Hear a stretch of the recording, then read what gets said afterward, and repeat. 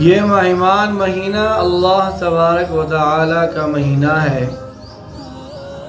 اور اللہ تبارک و تعالی کا یہ جو مہینہ ہے ایسی برکت اور رحمت کا مہینہ ہے کہ کل قیامت کے دن کچھ لوگ ایسے ہوں گے جو قیامت کے دن ایک بڑے دسترخوان میں بیٹھ کر کھانا کھا رہے ہوں گے، پی رہے ہوں گے، اور کچھ لوگ حساب و کتاب کی وجہ سے پریشان ہوں گے، اور وہ ان لوگوں سے پوچھیں گے کہ ہم اتنا پریشان ہیں حساب و کتاب کی وجہ سے، اور آپ جو ہے آرام سے بیٹھ کر دسترخوان پہ کھانا کھا رہے ہو، پانی پی رہے ہو، لذتیں اٹھا رہے ہو۔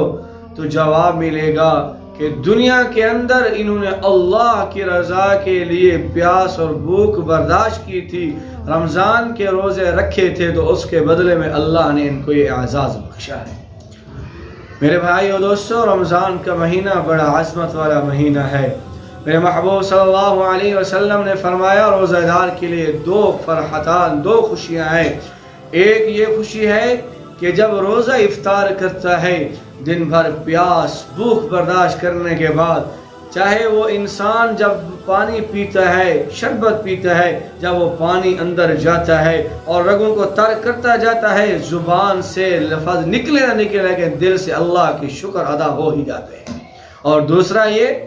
کہ حدیث مبارکہ میں آتا ہے کہ ابن آدم کے جو ہے ثواب کے درجے بلند کیے جاتے ہیں، 10 سے 700 گنا بڑھ جاتے ہیں۔ اسی طرح تو میرے محبوب صلی اللہ علیہ وسلم نے فرمایا یہ دنیا کے لحاظ سے ہیں، یہ باقی اعمال کے لحاظ سے ہیں، لیکن میرے محبوب نے فرمایا کہ یہ جو روزہ ہے اس روزے کے بدلے میں اللہ کل قیامت کے دن انسان کو ملاقات عطا فرمائے گی۔ اور کتنی بڑی خوش نصیبی کی بات ہے کہ اللہ کے ساتھ ہماری ملاقات ہو جائے، اللہ کے ساتھ ہمارا دیدار ہو جائے، اللہ کا دیدار ہم سب کو نصیب ہو جائے، روزے کی برکت ہے۔ تو میرے بھائی اور دوستو،